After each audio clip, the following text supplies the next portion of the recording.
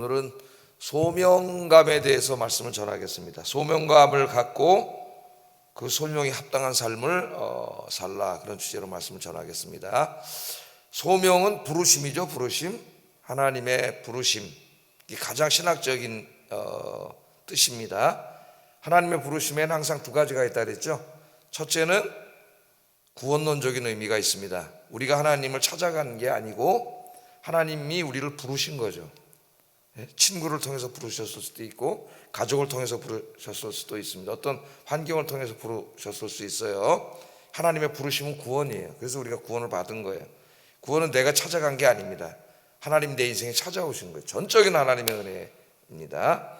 근데 이 하나님의 부르심, 첫째는 구원론적인 의미가 있고, 두 번째는 항상 소명은 무엇을 위한 소명이에요. 하나님이 내 인생에 찾아오셨어요. 나를 부르셨습니다. 구원해 주신 데는 그 이유와 목적이 있는 것이죠. 첫째는 나를 사랑하기 때문에 하나님 구원해 주신 것이고, 그건 너무나 당연한 것이고, 두 번째는 나를 통하여 하나님의 뜻을 이루기 위해서 하나님 부르신 거예요. 그래서 우리 구원받은 모든 사람은 소명감을 가지고 살아야 됩니다. 그러니까 목사만 사명자가 아니고 우리 모두가 사명자예요. 사명자. 하나님 나를 부르셨다. 내 인생을 통해서 하나님이 무엇인가를 이루기를 원하신다는 것이죠. 그래서 하나님이 나를 왜 이 땅에 태어나게 하셨는지, 왜 내 인생에 찾아오셔서 나를 구원하셨는지, 나를 왜 여기에 있게 하셨는지, 왜 이 일을 하게 하시는지, 왜 이 사람을 만나게 하셨는지, 내 인생에 일어나는 모든 일 가운데 거기서 하나님의 뜻과 목적을 찾는 것, 그것이 소명의식이에요. 소명의식입니다. 오늘 여러분 나가셔서 이제 일을 하시고 또 사람들을 만나시고 그렇게 하는데, 그게 그냥 우연히 있는 게 아니라 하나님이 무엇인가를 이루기 위해서 그 사람도 만나게 하신 것이고 그곳에 가게 하신 것이죠. 그래서 이 소명이라고 하는 것은 우리의 삶의 이유가 됩니다. 삶의 이유, 내가 살아있는 이유, 그게 소명의식이에요. 그래서 이 소명의식을 가져야 사명감이 투철한 사람이 될 수가 있습니다. 자, 하나님이 여러분과 저를 부르셨는데 우리는 하나님이 우리를 부르심에 합당한 그런 이유와 목적에 맞게 살고 있는가, 우리가 예술들을 생각해 봐야 됩니다. 나를 태어나게 하신 하나님, 구원하신 하나님, 나를 이곳에 있게 하신 하나님, 그곳에서 일하게 하신 하나님, 그 사람을 만나게 하신 하나님, 그 하나님을 생각하면서 나를 하나님 그리로 부르셨다고 하는, 하나님 뜻을 이루기 위해 그리로 부르셨다고 하는 것, 그 사람을 구원하기 위해서 그 사람을 만나게 하셨다는 것, 이런 소명감을 갖고 살아가신 여러분 되길 주의 이름으로 축복합니다. 자, 오늘 본문을 보시면은 이 소명감을 잃어버리고 사는 사람들, 그 소명감을 잃어버리면은 그 다음에 찾아오는 것이 돈을 사랑하고 세상의 부귀영화를 사랑하고 칭찬과 명예를 사랑하고 그렇게 돼요. 그러니까 목사도 하나님이 자기를 부르셨어요. 무엇을 위하여 부르셨어요? 생명을 구원하고 복음을 전하고 진리를 가르치고 하나님 나라를 이루고 이러라고 부르셨다고 하는 이 소명감을 잃어버리면은 목사가 뭘 추구하겠어요? 명예를 추구하고 사람들에게 영광과 존경받는 거 추구하고 돈을 추구하고 이러다 타락하는 거예요. 목사도. 모든 우리도 마찬가지입니다. 저와 여러분들도. 자, 이 바리새인들의 위선을 책망하시면서 제자들에게 이 소명의 삶에 대해서 가르치는 그런 말씀입니다. 오늘 말씀해 보면 바리새인들이 돈을 사랑하는 자들이라고 이제 예수님이 책망을 하시는데, 왜냐하면 바리새인들이 예수님 설교를 듣고 비웃었다 그랬어요. 14절 말씀해 보면은 바리새인들이 예수님의 설교를 듣고 비웃었다. 14절 한번 읽어보겠습니다. 시작.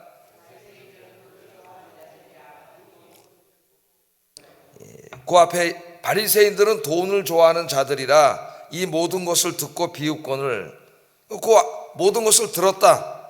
이제까지 예수님의 설교를 많이 들었겠죠. 그런데 이제 우리 성경 안에서 문맥 속에서 읽으면은 16장 앞에 있는 설교하고 가장 가깝게 있지 않습니까? 16장 이제 지난주에는 고난주간 보내고 그래서 우리가 잠깐 누가복음을 안 봤는데 또 제가 한 주간 좀 쉬고 그래서 못 읽었습니다. 자, 이 보면은 1절부터 13절 이 말씀에서 예수님 어떤 설교를 하셨어요? 이 설교를 듣고 비웃었거든요, 바리새인들이. 근데 왜 비웃었느냐? 돈을 사랑하는 자들이기 때문에 비웃었다는 거예요. 야, 그 예수님의 설교를 듣고 은혜를 받아야 되는데 뭐 저 같은 사람이 설교한 게 아니라 예수님이 설교를 하셨잖아요. 근데 이 설교를 듣고 비웃었어요. 그 이유는 돈을 사랑했기 때문이에요. 그럼 1절에서 13절 무슨 설교를 하셨어요? 불의한 청지기들에 대해서, 청지기에 대해서 예수님이 설교를 하셨잖아요. 그죠? 어떤 사람 청지기가 있었는데 그 사람이 좀 부정한 짓을 하다가 주인한테 들켜가지고 쫓겨나게 생겨서 이제 자기 미래를 위해서 그 주인에게 빚진 사람들 다 불러다가 너 얼마 빚졌냐 그러면 20% 깎아주고 이런 식으로 빚을 다 탕감해 줬잖아요. 그 비유가 그런 거지 않습니까, 여러분? 그래서 예수님이 그 주인이 와서 야, 네가 참 지혜롭게 행했다, 그렇게 얘기를 했죠. 예수님이 뭐라 그랬어요? 이 믿지 않는 이 사람들도 자기 미래를 위해서 준비할 줄 아는데 너희들은 어떻게 미래를 위해서 준비할 줄 모르느냐? 예수님이 말한 미래는 저 궁극적인 미래인 하나님 나라의 미래. 그 사람이 해고될 때 자기 해고되면 나 뭐 먹고 살지? 내가 미래를 준비해야 되겠다. 그래서 빚진 사람들 다 갚아주면은 그 사람들이 나중에 내 친구가 돼서 날 도와주지 않겠냐. 그렇게 지혜롭게 미래를 준비했다는 거예요. 근데 그리스도인들은 나중에 하나님 앞에 가서 하나님 나라에서 영원히 살아야 되는데 그 미래를 준비하지 않는다는 거예요. 그러면서 예수님이 뭐라 그랬어요? 불의한 재물로 친구를 사겨라. 그 친구를 사귄다는 의미를 제가 얘기했죠. 유대인들이, 이스라엘 사람들이 친구를 사귄다는 의미. 그래서 그 하나님 주신 돈, 그 돈에는 어둠의 권세가 작용하고 있지만 그 돈으로 어떻게 하라 그랬어요? 생명을 구원하고 하나님 나라를 세우는 일에 사용해야 된다. 이 설교를 한 겁니다, 예수님이. 그랬더니 이 설교를 듣고 있던 바리새인들이 아멘을 해야 되는데 이 사람들은 경건한 사람들로 존경받는 사람들이잖아요. 사람들에게 속으로 어떻게 했어요? 속으로 비웃었어요. 속으로. 왜? 돈을 사랑해. 돈을 사랑하니까 그 설교를 뭐 이 돈을 가지고 뭐 생명을 구하는 일에 다 쓰고 이웃 가난한 이웃 나눠주고 뭐 이러라고 예수님 설교를 하니까 마음으로 비웃은 거예요. 마음으로. 돈을 사랑하는 사람들이니까. 자, 이 예수님 당시에 바리새인들은 사람들이 볼 때는 돈을 사랑하는 사람이 아니에요. 하나님 사랑하고 하나님 말씀대로 다 경건하게 지켜 살고 그런 사람들이 있잖아요. 사람들이 볼 때 그렇게 보였어요. 왜? 외식을 했기 때문에, 겉으로 그렇게 보이려고 힘썼기 때문에 신앙생활과 도덕적인 삶에 있어서 또 인격적인 면에 있어서 모든 사람의 모델로 보였습니다. 모델로. 근데 진짜 그런 사람들이 아니라 오늘 여기 예수님이 뭐라 그랬어요? 돈을 사랑하는 놈들이다. 돈을. 실제로는 돈을 사랑하는 사람들인데 돈을 사랑해서 막 돈밖에 모르면은 사람들로부터 뭘 받을, 존경을 받을 수가 없어요. 이스라엘은 종교사회였잖아요. 신앙사회예요. 경건한 사람이 사람들에게 존경받고 높임을 받아. 어디 잔치집 가도 상석에 앉혀드리고 아유 오셨냐고 절하고 이걸 너무 사랑했어요. 그러려면 돈을 안 사랑하고 정말 하나님만 사랑해야 되는데 이제는 돈을 사랑하는 사람들이에요. 그러니까 당연히 어떻게 하겠어요? 위선을 할 수밖에 없는 거예요. 위선을. 사람들이 보는 데서는 경건한 척하고 돈 같은 거 관심 없는 거, 명예와 뭐 이런 거 관심 없는 것처럼 행동했지만 사실 그들의 마음속에는 뭐가 있어요?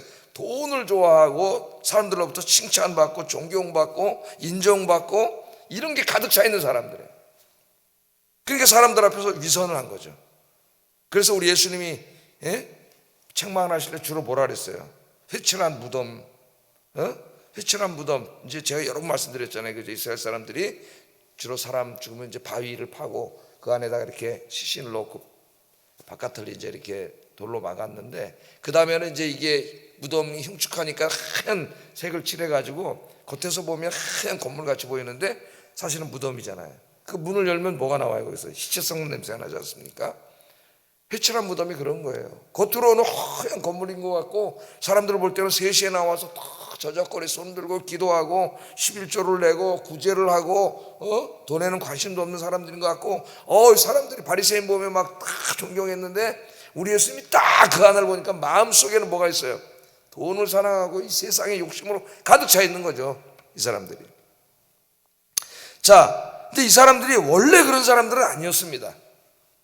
우리 이제 그 배경사를 공부하다 보면은 이 바리새인들의 그 선조들, 조상들은 하시딤이라 그래요. 하시딤이라 그러는데 이제 이스라엘 나라를 빼앗긴 이후에 디아스포라 이런 데 흩어져 살면서 이 사람들이 하나님만을 예배드리고 하나님을 사랑하고 말씀대로 살려고 애썼던 사람들이에요. 정말 경건한 사람들이었습니다. 그들의 조상들은 정말 경건한 사람들이었어요. 우리의 이제 그 부모님 세대 정말 그 경건이 요새 현대의 그리스도인들하고는 비교가 될 수가 없죠. 정말 경건한 사람들이었어요. 그래서 이 외경 같은 거 읽어보면은 진짜 순교자들도 많이 나오고 믿음을 지키다가 정말 그 하시딤이었기 때문에 사람들이 존경한 거죠. 너무나 하시딤 경건한 사람들이기 때문에. 그러니까 그 사람들은 어떻게 그렇게 살 수 있었냐면은 항상 소명의식, 하나님의 부르심, 하나님이 우리를 거룩한 백성으로 택하시고 부르셨어요.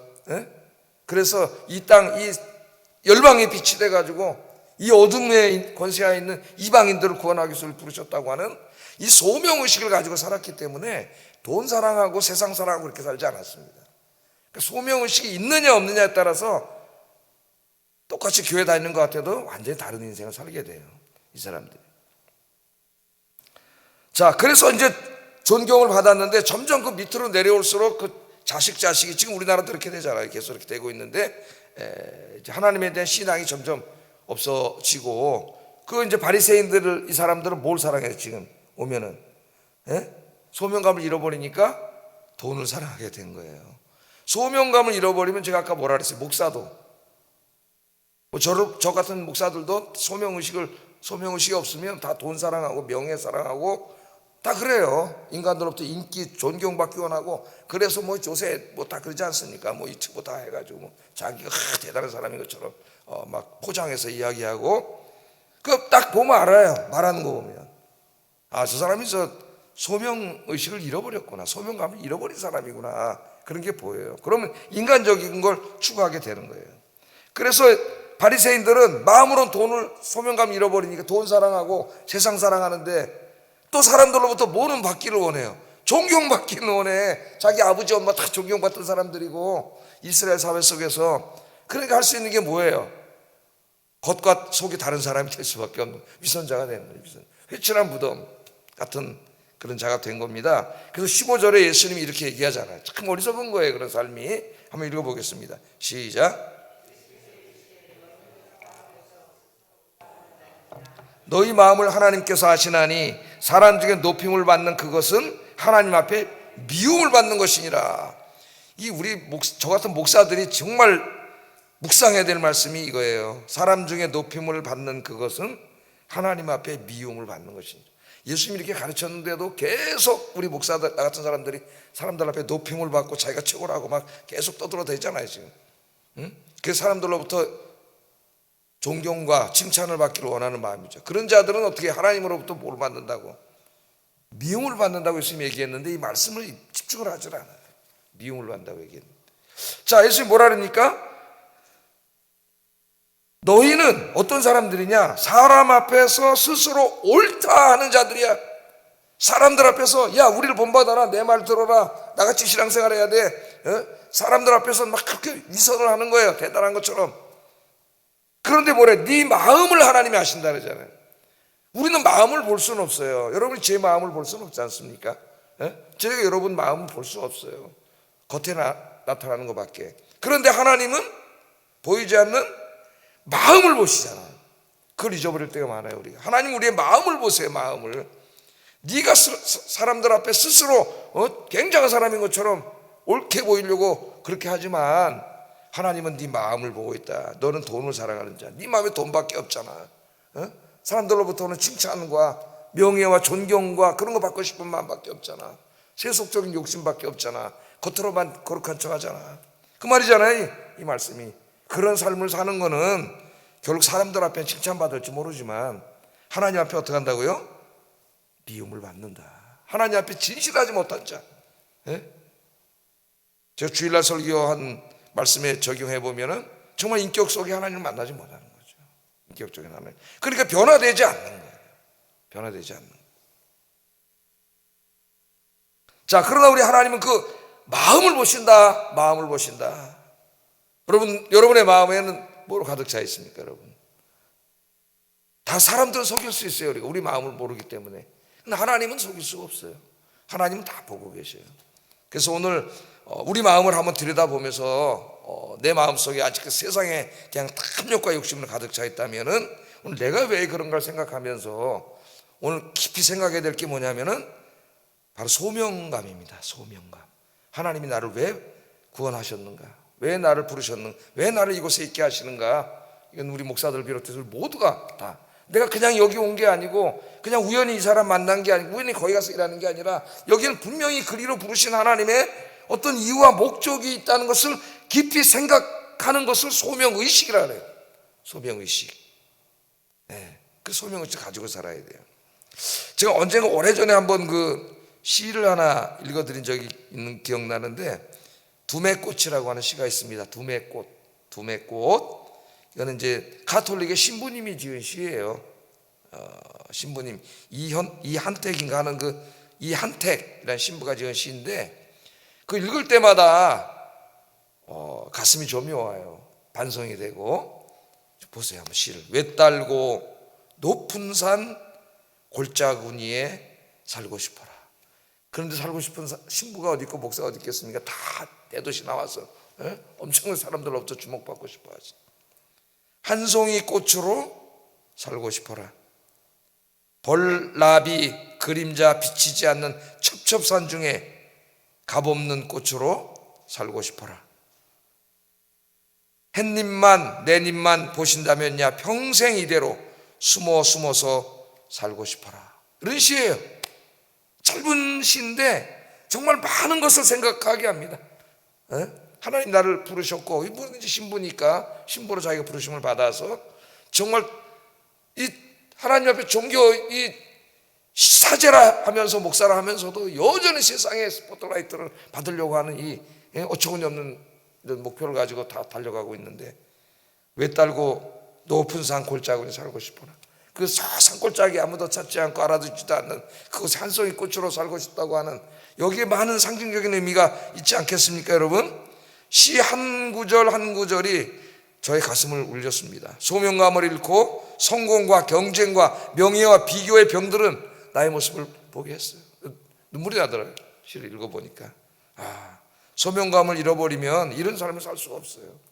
세상의 헛된 명예와 영광을 추구할 수밖에 없습니다. 이 시간 여러분 오늘은 기도하면서 나를 이곳으로 부르시고 구원하신 그 하나님 오늘 거기에 대해서 오늘 깊이 생각해보는 이 아침이 되기를 주의 이름으로 축복합니다. 자, 예수님은 이 사명감을 잃어버린 바리새인들을 책망하신 이후에 예수님의 제자들이 추구하며 살아야 할 삶에 대해서 가르치셨어요. 이 소명감을 가진 사람들, 소명의식을 가지고 사는 사람들은 어떻게 살아야 되느냐? 16절 한번 읽어보겠습니다. 시작.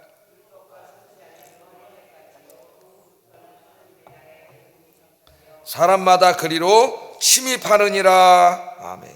율법과 선지자, 구약이죠, 구약. 요한의 때, 세례 요한의 때까지 다그 말이에요. 요한의 때까지요. 그 이후에는 하나님 나라의 복음이 전파되어 사람마다 그리로 침입하느니라. 비아제타의 헬라어로 그런 말인데 수동태가 아니라 이제 중간태. 마태복음에 수동태로 번역을 했는데 일관되지 않게 번역을 했습니다. 하나님 나라 그리로 침입하느니라 이렇게 됐어요. 자, 무슨 말씀이냐? 간단하게 말하면 구약이 예언하고 있고 기대하고 있던 하나님의 나라가 예수님과 함께 이 땅에 임했기 때문에 우리들은 이제 그 나라에 들어가기 위해서 힘써야 된다는 거예요. 힘써야 된다.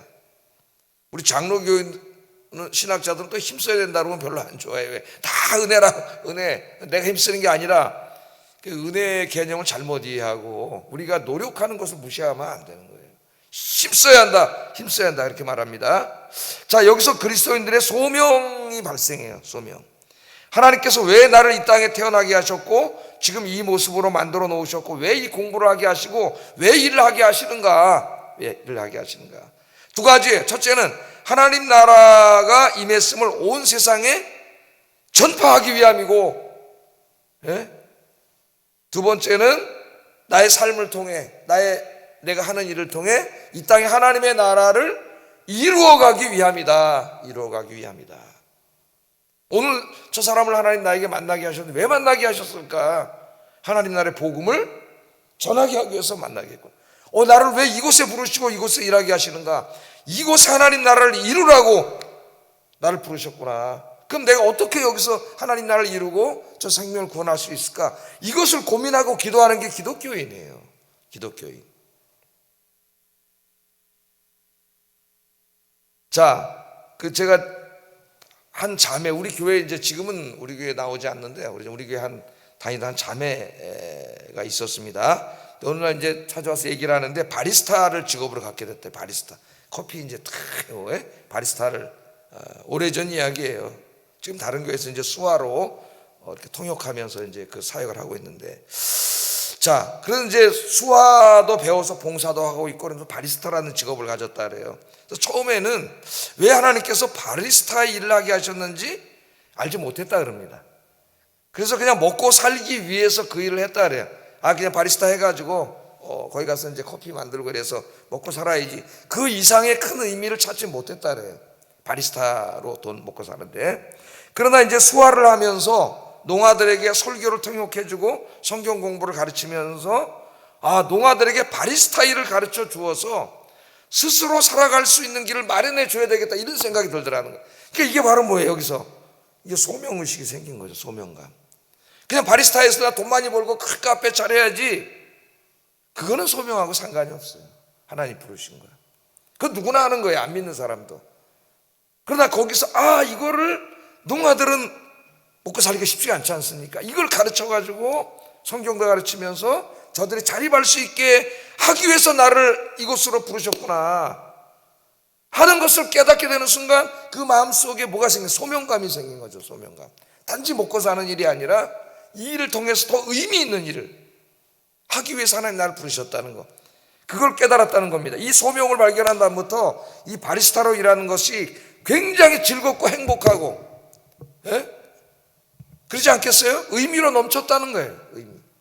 삶의 의미가 넘치지 않겠습니까? 그렇게 될 때에 여러분들이 하시는 모든 일이 그렇게 되기를 주의 이름으로 축복합니다. 거기서 하나님이 왜 나를 부르셨는가를 찾고, 거기에서 그 의미를 찾고, 하나님의 부르심의 의미죠, 그 이유를 찾고, 그러면 그날부터 그 하는 일이 전혀 다를 거예요. 여러분이 그곳에 가는 그 생각이 달라질 거예요. 이런 소명감이 가득하기를 주의 이름으로 축복합니다. 여러분이 잘 알고 이제 마지막 한 사람만 더, 윌리엄 윌버폴스라고 하는 영국의 하원 의원, 국회의원이죠. 국회의원이 있었는데, 다른 모든 사람들이 국회의원이 왜 됩니까? 여러분, 여기 권력을 추구하고 돈과 명예와 이런 걸 얻기 위해서 국회의원이 되잖아요.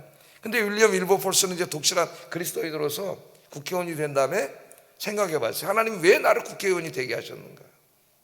이게 부르심의 목적을 생각하는 거예요. 소명감. 그냥 국회 와서 거들먹거리면서 국민이 준 세금 받아먹고 저 쌈지랄이나 하고 맨날 저 나라 다 망쳐놓고 이런 게 아니라 왜 나를 하나님이 국회의원으로 부르셨는지 깊이 생각했는데, 그 당시 영국에, 유럽에 뭐가 있었어요? 노예 무역이 있어가지고 아프리카에서 그 사람들 잡아다가 노예로 팔아먹고 이런 못된 짓을 했잖아요. 그래서 나를 국회의원으로 부르신 이유가 이 노예들을 해방시키기 위해 하라고 나를 부르셨구나, 이 소명의식을 갖게 된 거예요. 그래서 자기 평생을 이제 노예 무역을 폐지시키는 데다가 이제 헌신을 합니다. 그러니까 그 당시에 유럽 사회라는 건 노예들에 의해서 경제가 지탱됐는데, 독실한 그리스도인들도 다 노예들을 가지고 있고 노예 무역을 했으니까요. 미국은 더하고 그랬는데, 그러니까 노예 무역상들로부터 엄청난 박해를 받았죠. 이 사람이 수상까지도 될 수 있는 사람이었는데 이게 다 못하고 엄청난 고통을 많이 당했지만은 소명의식을 가지고 있었어요. 저들에게 자유와 해방을 주기 위해서. 그래서 결국에는 윌버폴스의 노력으로 영국에서 국법으로 노예 무역을 폐지하는 법안을 마련하게 됩니다. 그러니까 그가 그냥 국회의원 돼서 돈 많이 벌고 권력을 누리고 그냥 그렇게 생각했으면 아무 일도 안 일어났을 거예요. 그러나 그는 생각했어요. 왜 하나님이 나를 이곳으로 부르셨는가? 노예들에게 자유와 해방을 주라고 부르셨구나. 삶이 달라지고 정치가 달라지고. 이것이 중요하다. 우리에게 매일매일 내가 인격 속의 주님을 만나고 이 소명감을 갖고 사는 게 중요하다. 오늘 아침에 기도하시면서 이 의미를 깊이 생각하는 아침이 되기를 주의 이름으로 축복합니다. 기도하겠습니다. 두 가지를 기도합니다. 하나님께서 왜 나를 이 땅에 태어나게 하셨는지, 왜 이곳으로 부르셨는지, 왜 이 일을 하게 하시는지에 대한 분명한 소명감을 갖고 살게 하소서. 이제는 그걸 찾아야 돼요. 우리. 두 번째, 내가 있는 곳에서 하나님 나라 복음을 전파하고 하나님 나라를 이루어가는 일에, 그게 우리를 부르심의 목적이에요. 힘쓰게 하소서. 구체적으로 내가 어떻게 할지 한번 기도하시기 바랍니다.